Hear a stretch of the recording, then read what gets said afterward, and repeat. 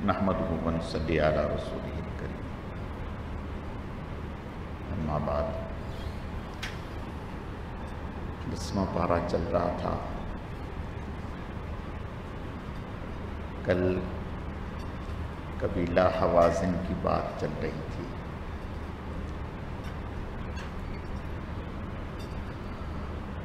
بات یہ ہو رہی تھی کہ ابتداً مسلمانوں کے قدم اکھڑ گئے تھے۔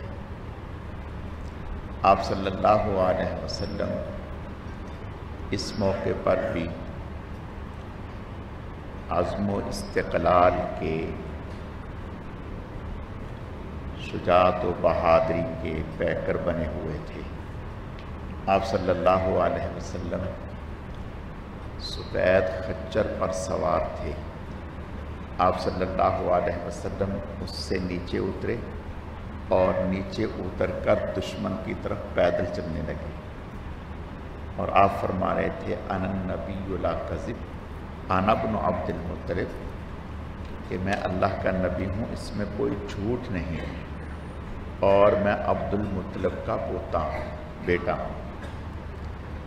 تو علماء نے لکھا کہ اس موقع پر آپ صلی اللہ علیہ وسلم کے ساتھ 100 سے کم لوگ رہ گئے تھے۔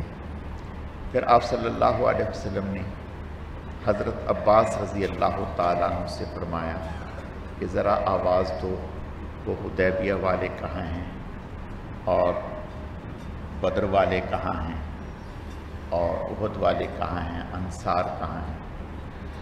بس جب یہ حضرت عباس رضی اللہ تعالیٰ عنہ نے آواز لگائی تو فوراً پورا کا پورا صحابہ کرام کا مجمع وہ دوبارہ آپ صلی اللہ علیہ وسلم کے قرب و جوار میں جمع ہو گیا، اور پھر بہت بہادری کے ساتھ مسلمان لڑے۔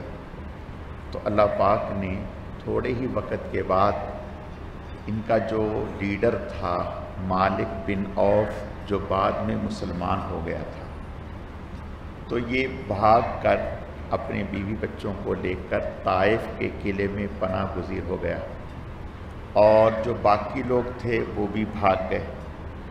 تو پھر 70 آدمی ان کے مارے گئے۔ تو اس طرح سے مسلمان انہوں کو اللہ پاک نے کامیابی نصیب فرمائی، اور ان کے 6000 لوگ 4000 لوگ 6000 قیدی ہوئے، اور 24000 اونٹ مسلمانوں کے قبضے میں آئے، اور 40000 سے زائد بکریاں غنیمت میں مسلمانوں کے ہاتھ میں آئیں، 4 من چاندی یہ مسلمانوں کے ہاتھ میں آئی۔ تو اس طرح سے اللہ پاک نے مسلمانوں کو بہت سارا مال غنیمت عطا فرمایا۔ پھر آپ صلی اللہ علیہ وسلم نے یہ جو طائف بھاگ گئے تھے ان کا محاصرہ فرمایا 15 دن، لیکن یہ نہیں آیا، باہر نہیں آیا۔ پھر آپ صلی اللہ علیہ وسلم واپس تشریف لے آئے۔ آپ نے جیرانہ میں آ کر کے پہلے عمرہ ادا کیا، اس کے بعد غنائم کو تقسیم شروع کیا، اور اس موقع پر جو ابھی کچھ ایسے تھے جو فتح مکہ کے موقع پر جو کچھ مشرک جو ہے ابھی اس انتظار میں تھے کہ دیکھتے ہیں کیا ہوتا ہے، وہ بھی پھر مسلمان ہو گئے۔ تو اس موقع پر پھر آپ صلی اللہ علیہ وسلم جب غنائم تقسیم کرنے لگے تو ان کے 14 آدمی جو ہے قبیلہ حوازن کے 14 آدمی وہ مسلمان ہو کر آپ صلی اللہ علیہ وسلم کے پاس وفد لے کر آئے۔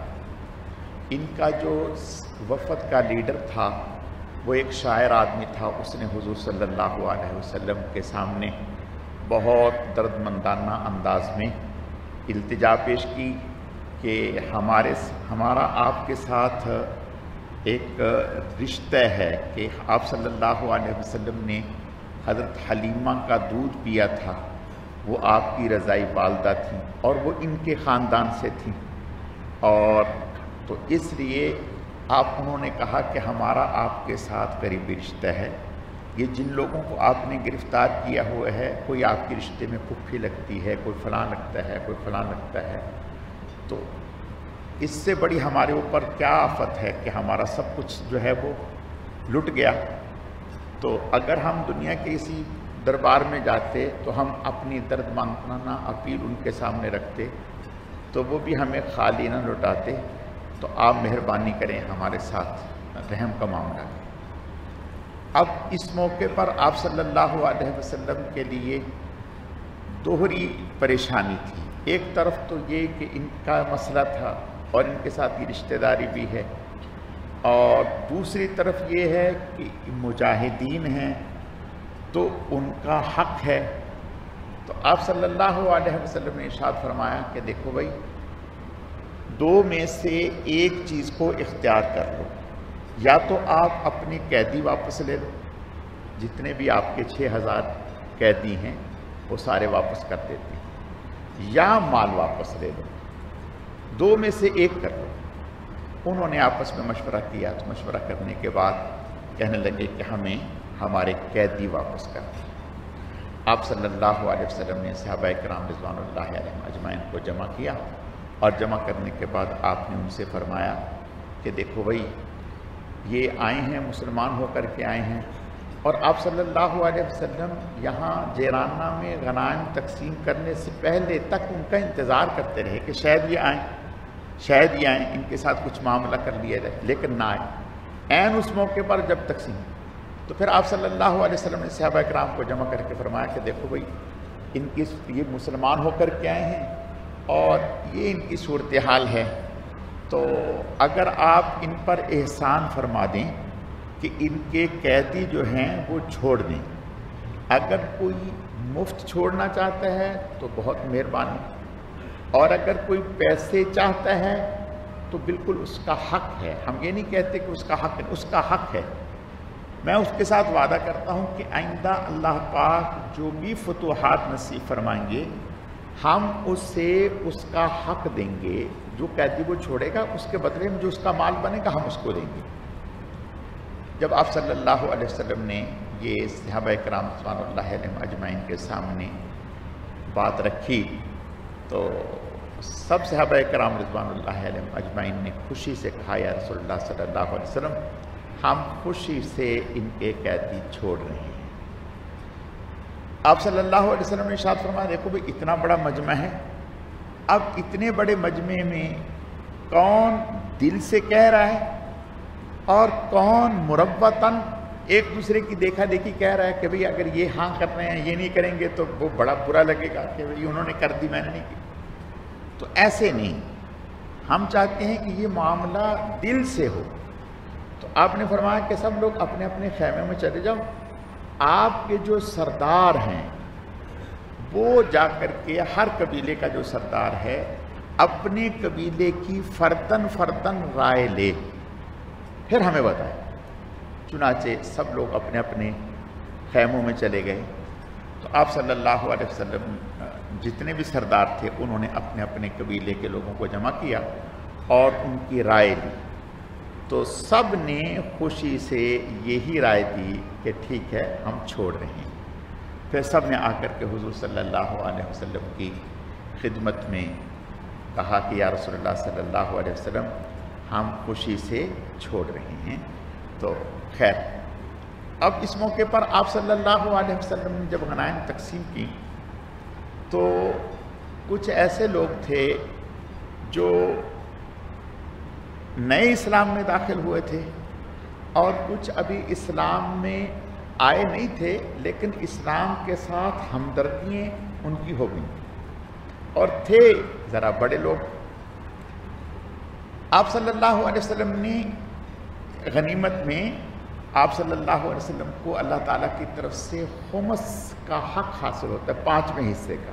اس میں سے آپ صلی اللہ علیہ وسلم نے ان کو زیادہ دیا قریب کرنے کے لیے.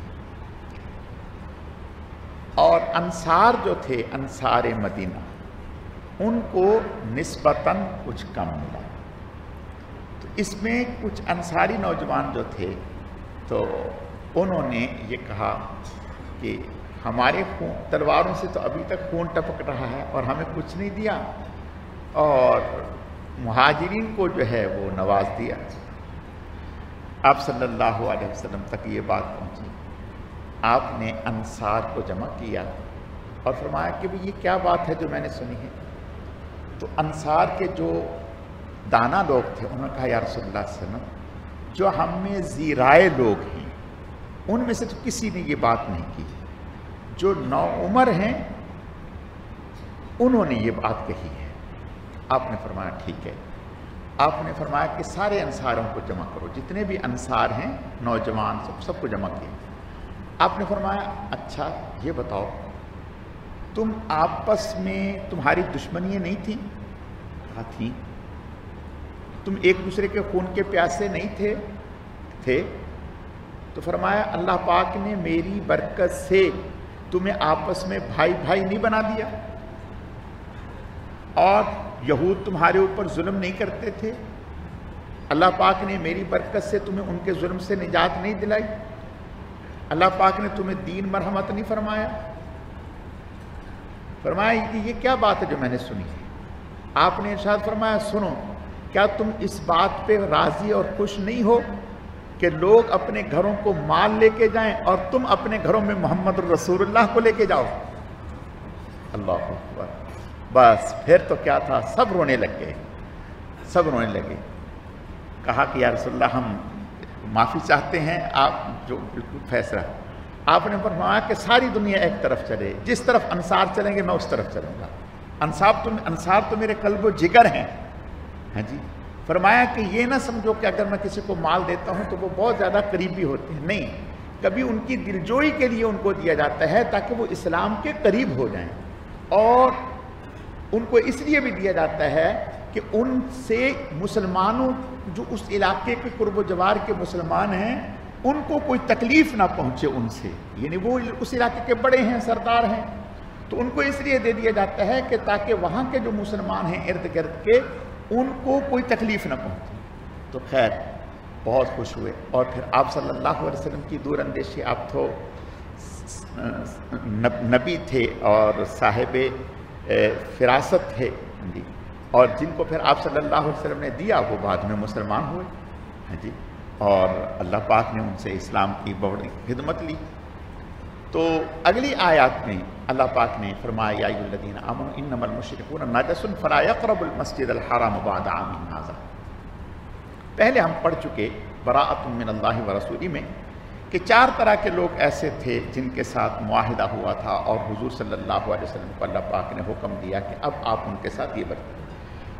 جب یہ آیت اتری تو پھر اللہ پاک نے سن 9 ہجری میں سیدنا صدیق اکبر رضی اللہ تعالیٰ عنہ نے جب اعلان کر دیا تھا کہ آئندہ سال، تو پھر 10 ہجری کے بعد پھر کسی کو اجازت نہیں کہ وہاں ہر حدود حرم میں داخل ہو۔ اللہ پاک نے منع فرما دیا کہ حدود حرم میں کوئی مشرک جو ہے وہ داخل نہیں ہو سکتا۔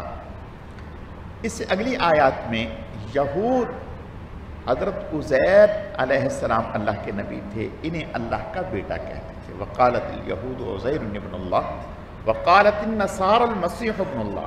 عیسائی کہتے تھے عیسیٰ اللہ کے بیٹے ہیں، اور یہود کہتے تھے عزیر علیہ السلام اللہ کے۔ اللہ فرماتے کہ یہ دونوں جھوٹ بولتے ہیں، اللہ تعالیٰ اس سے پاک ہے، اللہ پاک کی اولاد نہیں ہے، وہ سبحان ہے۔ اگلی آیات میں اللہ پاک فرماتے ہیں ان الذین یکنزون الذهب والفضة ولا ينفقونها في سبیل اللہ فبشرهم بعذاب علیم۔ جو لوگ مال جمع کرتے ہیں اور زکوٰۃ نہیں دیتے تو فرمایا کہ سن لیں یہ مال جو ہے کل قیامت کے دن سونا چاندی جو ہے اس کو پگھلا کر کے ان کے جسم پر داغ دیے جائیں گے، اور یہ مال ایک ازدہوں کی شکل میں عذاب کی صورت میں ان کے اوپر مسلط ہوگا۔ حدیث شریف میں آتا ہے کہ مال جو ہے جو آدمی زکوٰۃ نہیں دیتا تو ازدہا کی صورت میں اس کے چہرے کے اوپر ڈسے گا اور اس کو کہے گا، اس کی یہ جگہ پکڑ کے کھینچے گا اور کہے گا کہ میں تیرا مال ہوں۔ اللہ تعالیٰ حفاظت فرمائے۔ اگلی آیات میں اللہ پاک نے پہلے رکوع میں چند آیتوں میں جنگ تبوک کا ذکر کیا، یا ایھا الذین آمنوا ما لکم اذا قیل لکم انفروا فی سبیل اللہ ثاقلتم الی الارض ارضیتم بالحیاۃ الدنیا وما متاع الحیاۃ الدنیا فی الآخرۃ الا قلیل۔ فرمایا کہ تمہیں کیا ہو گیا؟ جب تمہیں اللہ کے راستے میں نکلنے کے لیے کہا جاتا ہے تو پھر تم جو ہے دائیں بائیں کیوں کرتے ہو؟ کیا تم دنیا کی زندگی کو پسند کرتے ہو؟ ہوا یہ کہ جب مکہ فتح ہو گیا، طائف، قبیلہ حوازن، حنین، یہ اس پہ فتح ہو گئی، ہرقلہ جو شام میں عیسائیوں کا بڑا بادشاہ تھا، اس کو خبر ملی۔ جب اس کو خبر ملی کہ حضور صلی اللہ علیہ وسلم اس طرح سے وہ طاقت پکڑ رہے ہیں اور انہوں نے پورے عرب کو اپنے زیر نگین لے لیا ہے، اور تو ادھر یہ ہوا کہ آپ صلی اللہ علیہ وسلم نے اس طریقے سے مستقل، یعنی 2 ہجری سے لے کر 8 ہجری تک مستقل لڑائی، کبھی سال میں 2 دفعہ، 3 دفعہ، 4 دفعہ جہاد کے لیے مستقل سفر۔ تو اب یہ ہو گیا تھا کہ اسلام جو ہے عرب میں پھیل گیا اور مستحکم ہو گیا، تو مسلمانوں کو کچھ سکون ہوا، لیکن فوراً ہی یہ خبر ملی آپ صلی اللہ علیہ وسلم کو کہ ہرقلہ جو عیسائیوں کا بادشاہ تھا، اس نے یہ کیا کہ لشکر فوج جو ہے تبوک جو سعودیہ کا بارڈر ہے اور شام کا، یہاں پر اس نے اپنی فوج جمع کر دی۔ حضور صلی اللہ علیہ وسلم کو کچھ وہاں سے تجارتی قافلے آئے، انہوں نے آ کر کے بتایا کہ ہرقلہ نے آپ کے خلاف فوجیں جمع کرتی ہیں اور وہ یہ چاہتا ہے کہ آپ مدینے کے اوپر ایسا حملہ کرے کہ بالکل مسلمانوں کی حکومت کو ختم کر دیں۔ آپ صلی اللہ علیہ وسلم کو جب یہ خبر ملی تو آپ صلی اللہ علیہ وسلم نے صحابہ کرام سے مشورہ کیا۔ آپ نے فرمایا کہ قبل اس کے کہ وہ ہم پر حملہ کرے، ہم ہی جہاں ان کی فوجیں جمع ہیں وہاں پہنچ کر ہم ان کے ساتھ لڑائی کریں۔ یہ ہے بہادری، یعنی آپ صلی اللہ علیہ وسلم نے فرمایا کہ ہم جائیں گے، وہ کیوں نہیں، ہم جائیں گے۔ آپ صلی اللہ علیہ وسلم نے جب یہ اعلان فرمایا، اور آپ صلی اللہ علیہ وسلم نے پہلے جب کبھی اسفار ہوتے تھے، آپ تشریف لے جاتے تھے کہیں بھی، تو عادت مبارکہ یہ تھی کہ اگر اس طرف جانا ہے تو آپ صلی اللہ علیہ وسلم ادھر کے حالات معلوم کرتے، بھئی سرجانی کا راستہ کیسا ہے، آگے کوئی مشکلات تو نہیں ہے، تو جانا ہوتا ہے ادھر صدر کی طرف، اور اگر صدر کی طرف سرجانی جانا ہے تو صدر کے حالات معلوم کرتے کہ بھئی ادھر کے حالات کیسے ہیں، راستہ کیسا ہے۔ یہ آپ صلی اللہ علیہ وسلم کی ایک جنگی حکمت عملی ہوتی تھی، اس لیے کہ جو منافقین ہوتے تھے تو وہ اگر صحیح صورتحال ان کو سامنے لوگوں کی عادت تھی تو وہ جاسوسی کرتے تھے، مسلمانوں کی مخبری کرتے تھے تاکہ دشمن کو اطلاع نہ ہو سکے۔ تو یہ پہلا موقع تھا کہ آپ صلی اللہ علیہ وسلم نے بالکل واضح طور پر فرمایا، اور مدینہ کے سارے لوگوں کو فرمایا، اطراف کے لوگوں کو بھی فرمایا کہ بھی جانا ہے۔ اور یہ اب تک جو لڑائیاں ہوئیں تو وہ تو اپنے ہی جیسے لوگ تھے، یعنی قبائل تھے، اور یہ باقاعدہ ایک حکومت تھی، ان کی تربیت یافتہ فوج تھی اور ٹریننگ یافتہ لوگ تھے جن کے ساتھ لڑائی ہونی تھی، اور وہ تعداد میں بہت زیادہ تھے۔ اور ادھر جیسے ایک نوکری کرنے والا آدمی جو ہوتا ہے مہینے کے آخر میں اس کی جیبیں خالی ہوتی ہیں، اسی طرح جو زراعت پیشہ لوگ ہوتے ہیں بیچارے سال کے آخر میں ان کی جیبیں بھی خالی ہوتی ہیں۔ اب ادھر بالکل فصل آنے کا وقت اور فصل کھجور کی، اور سارے سال کا دار و مدار یہی تھا، اور ادھر گرمی کا موسم۔ تو ادھر جب آپ صلی اللہ علیہ وسلم نے اعلان فرمایا تو ایک جماعت تو وہ تھی صحابہ کرام کی کہ آپ کے اعلان کے ساتھ ہی انہوں نے آمنا و صدقنا کہا کہ یا رسول اللہ ہم تیار ہیں، بالکل انہوں نے کوئی اس میں کوئی رائے۔ اور ایک جماعت وہ تھی جن کے ذہن میں تھوڑا سا پہلے تردد سا ہوا، اور پھر انہوں نے فوراً تھوڑی وقت کے بعد کہا یا رسول اللہ ہم بھی تیار ہیں۔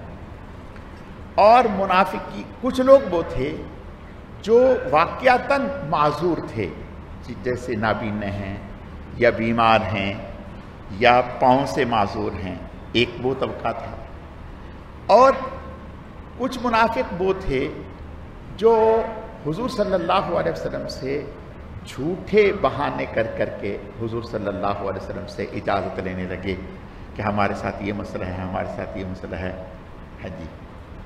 تو اس طرح سے آپ صلی اللہ علیہ وسلم باوجود جانتے تھے کہ یہ جھوٹ بول رہا ہے، لیکن آپ صلی اللہ علیہ وسلم ان کے عذر کو کہتے تھے ٹھیک ہے۔ اور کچھ لوگ وہ تھے جن کے ساتھ عذر بھی نہیں تھا اور نیت بھی تھی جانے کی، لیکن سستی اور کاہلی کی وجہ سے نہ جا سکے کہ آج جائیں گے، کل جائیں گے، پرسوں جائیں گے، اس طرح سے۔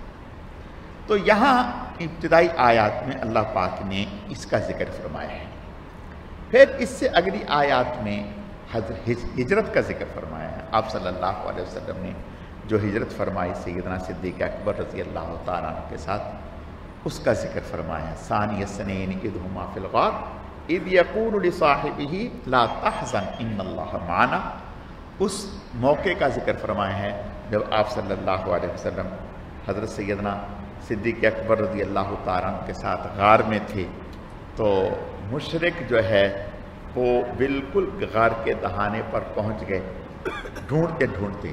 تو حضرت سیدنا صدیق اکبر رضی اللہ تعالیٰ عنہ فرمایا یا رسول اللہ صلی اللہ علیہ وسلم یہ تو بالکل پہنچ گئے۔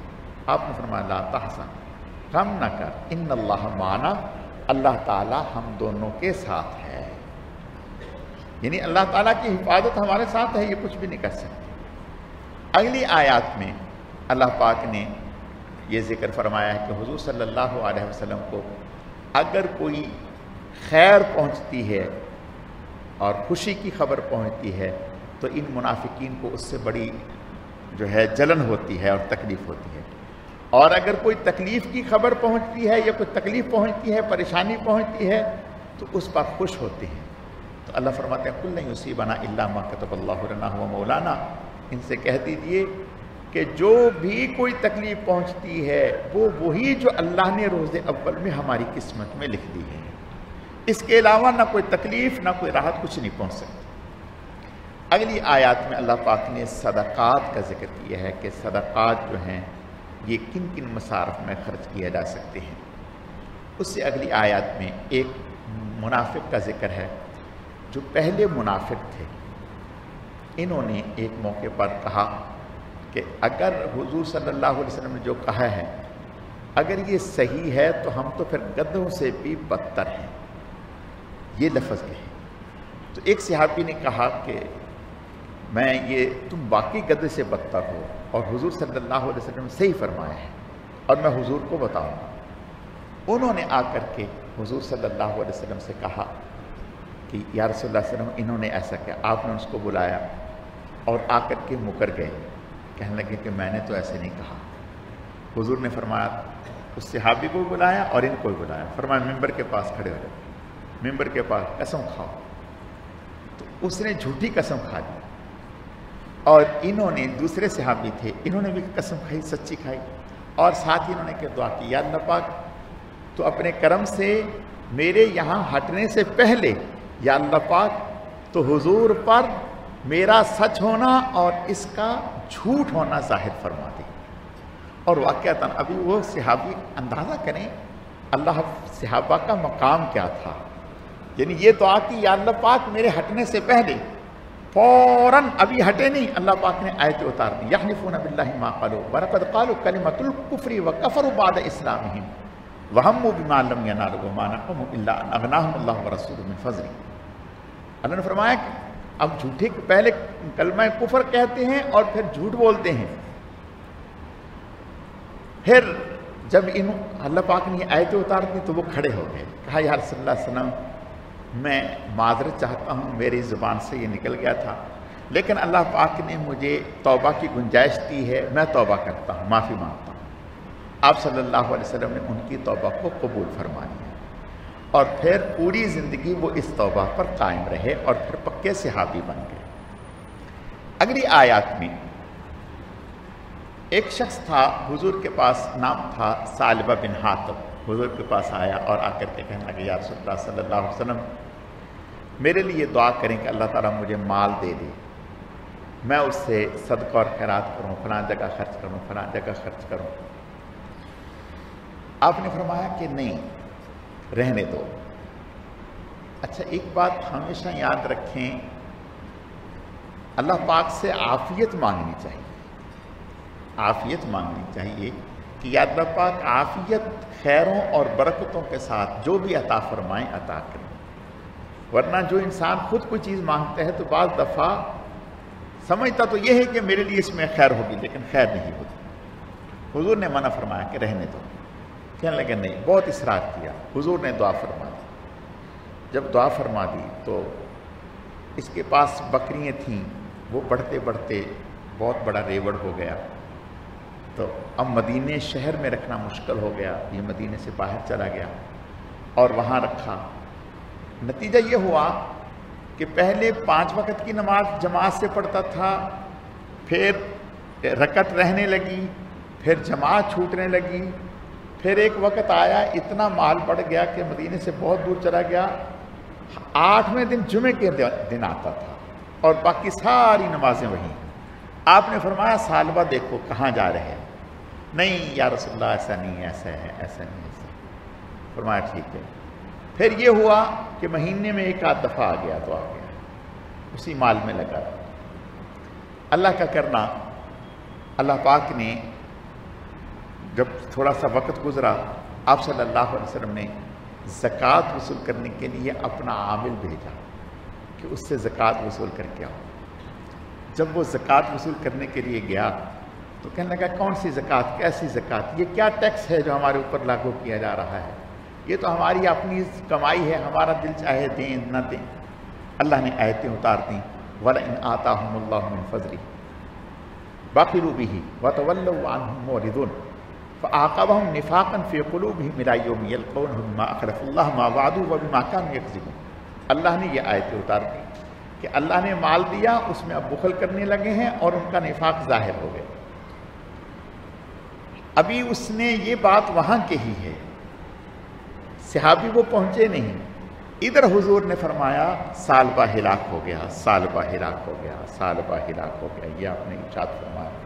اور جب عامل آیا اس نے کہا، اب اس کے جو کوئی رشتہ دار دوست بیلی تھے انہوں نے فوراً اس کو اطلاع کی کہ تمہارے بارے میں تو حضور نے یہ کہا۔ اب وہ بھاگا آیا حضور کے پاس معذرت کرنے لگا، آپ نے فرمایا نہیں، تمہارا مال قبول نہیں لیا آپ نے۔ پھر حضور کے بعد سیدنا صدیق اکبر کی خدمت، فرمایا کہ نہیں، آپ کا مال قبول نہیں اور آپ کی توبہ بھی قبول نہیں ہے، اس کا ذکر فرمایا۔ اگلی آیات میں مدینہ میں ایک بہت بڑا منافقوں کا سرگنا تھا عبداللہ ابن ابی ابن سلول، اور یہ کوئی موقع ایسا نہیں جانے دیتا تھا کہ جس میں حضور صلی اللہ علیہ وسلم کو تکلیف نہ پہنچائے۔ حضرت عائشہ صدیقہ رضی اللہ تعالیٰ عنہ پر الزام لگانے میں یہ مین تھا۔ ہاں جی، بہت بڑا کردار تھا اس شخص کا۔ آپ صلی اللہ، اس کا بیٹا مخلص پکا صحابی تھا، آپ صلی اللہ علیہ وسلم اس کے بیٹے کی وجہ سے اور حکمت کے پیش نظر چشم پوشی فرماتے رہے۔ اس کا انتقال ہو گیا، یہ مر گیا۔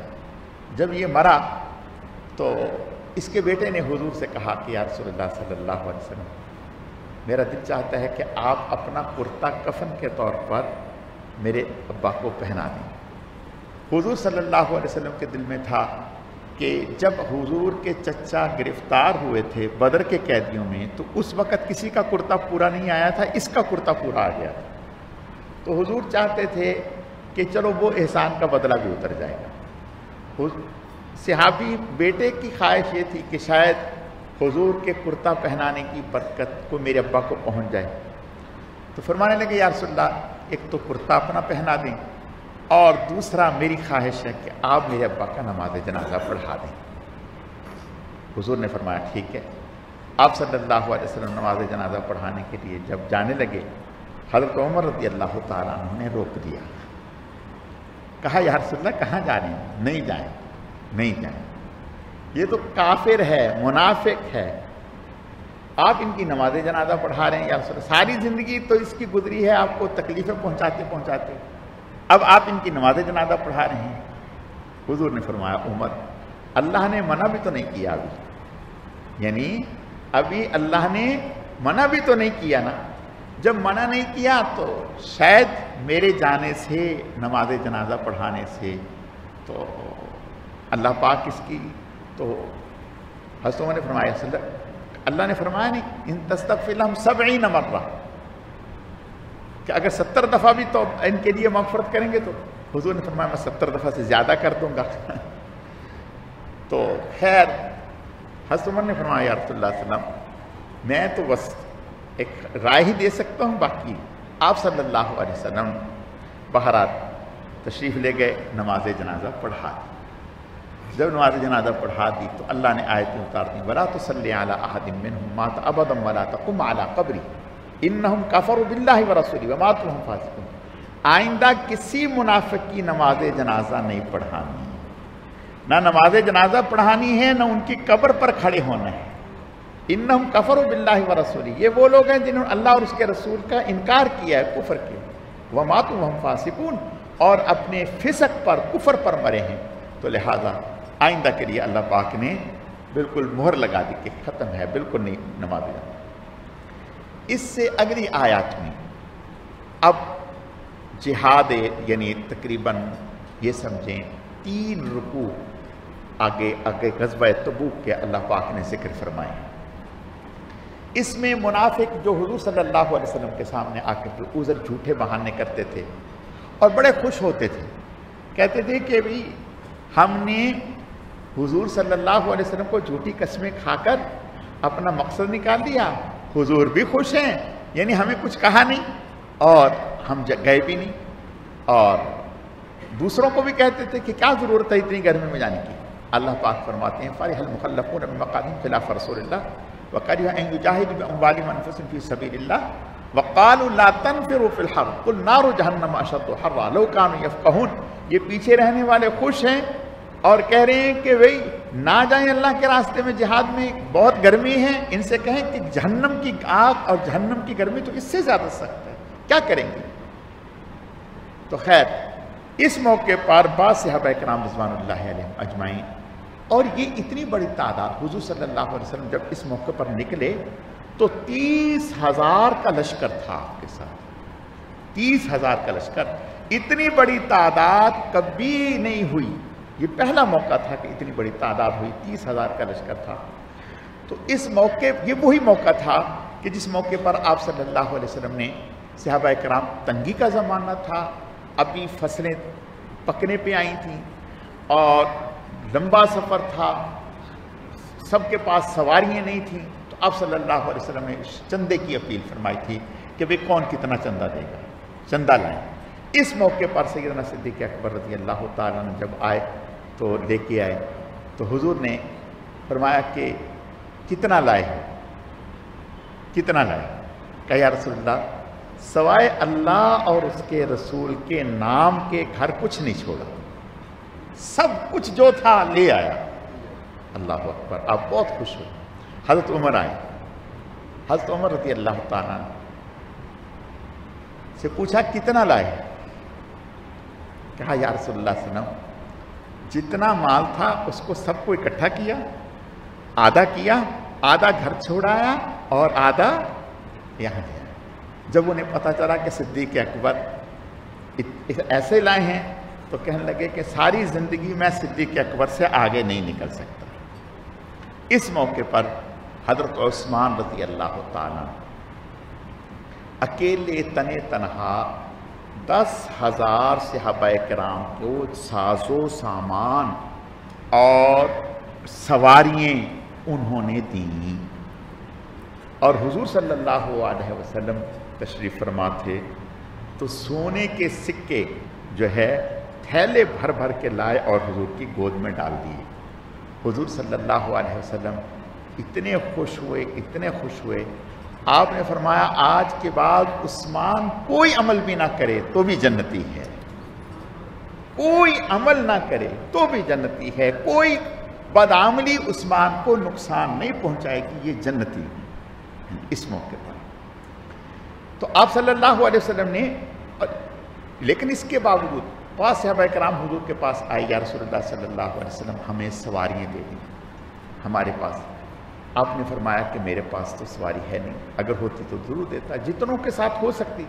تو وہ رو رہے تھے۔ قرآن پاک میں اللہ نے ان کا ذکر فرمایا کہ وہ رو رہے ہیں اس بات پر کہ ہمیں نہ ہمارے پاس سواری ہے اور نہ حضور کے پاس سے نہ کسی اور ذریعے سے سواری مل سکی، کہ ہم حضور کے ساتھ کیوں پیچھے رہ گئے، ہم حضور کے ساتھ کیوں نہیں گئے۔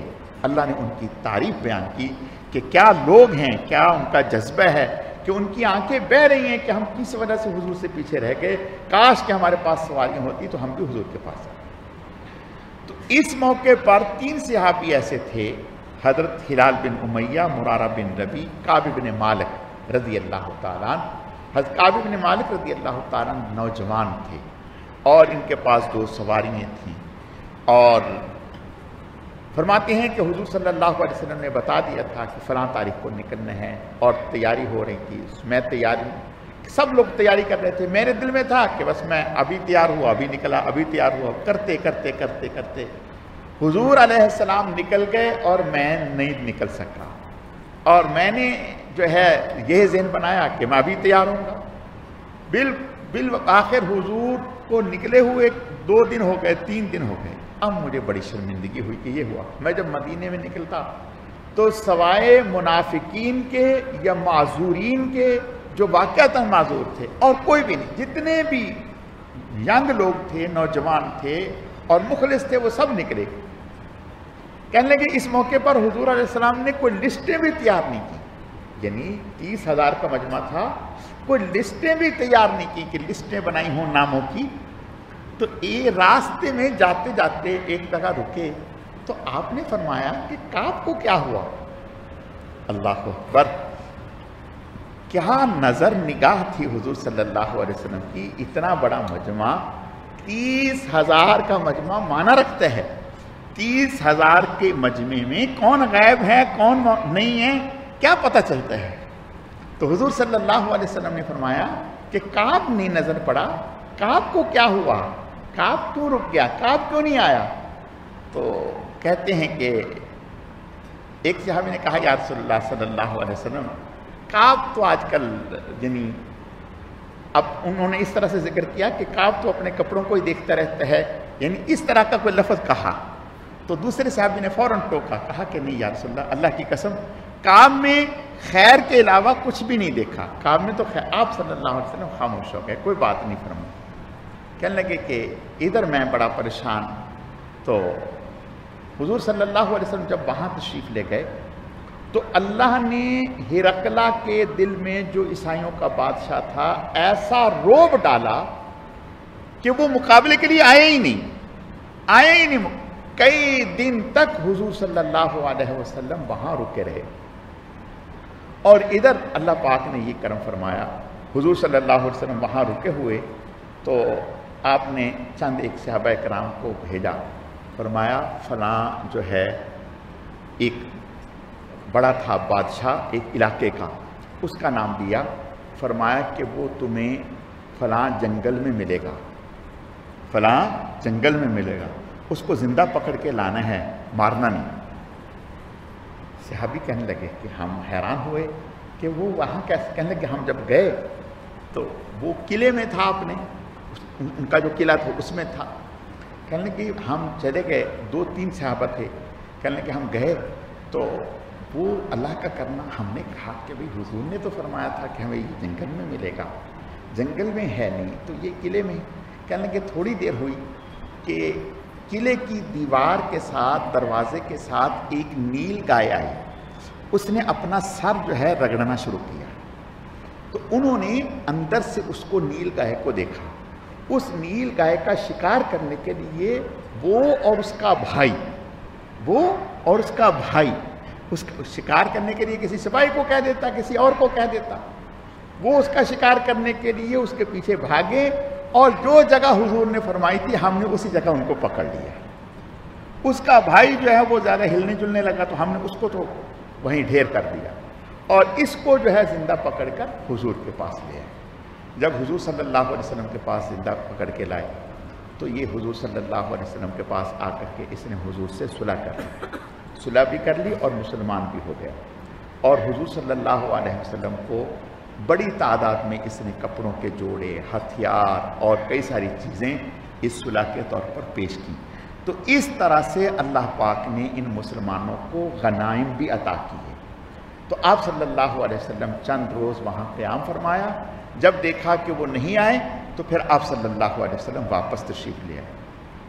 جب واپس تشریف لائے، اب آپ صلی اللہ علیہ وسلم کی عادت مبارکہ ہوتی تھی کہ جب واپس تشریف لاتے تھے تو صبح چاشت کے وقت میں آپ تشریف لاتے، مدینے میں داخل ہوتے، اور سب سے پہلے آپ مسجد میں تشریف لے جاتے۔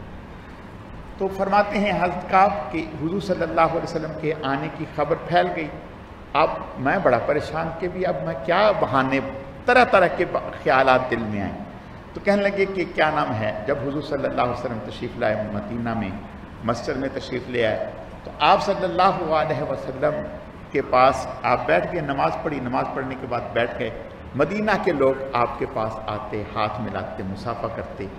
جو تو باقی معذورین تھے وہ تو عذر کی وجہ سے، جو منافق تھے اور انہوں نے جھوٹے عذر گھڑنے شروع کر دیا، اور ادھر اللہ پاک نے قرآن میں ذکر کر دیا یعتذرون الیکم اذا رجعتم الیہم قل لا تعتذروا لن نؤمن لکم قد نبأنا اللہ من اخبارکم ویسر اللہ عملکم ورسولہ ثم تردون الی عالم الغیب۔ آگے فرمایا یحلفون باللہ لکم لتعرضوا عنہم فاعرضوا عنہم انہم رجس ومأواہم جہنم۔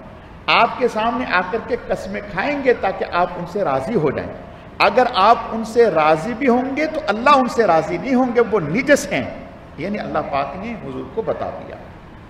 حضور صلی اللہ علیہ وسلم جو آتے تھے چشم پوشی کرتے رہتے، یہ فرماتے ہیں کہ ہم بھی لائن میں لگے ہوئے تھے۔ اب جب ہم لائن میں لگے ہوئے تھے تو میرے دل میں طرح طرح کے خیالات آئے کہ میں جھوٹ بول دوں، اور تھے شاعر آدمی، یعنی فصاحت و بلاغت تھی ان میں، تو کہنے لگے میرے دل میں تھا کہ بھئی میں کوئی، لیکن پھر دل میں آیا کہ کعب جھوٹ پہ جھوٹ، پہلے ایک غلطی کی اب دوسری غلطی۔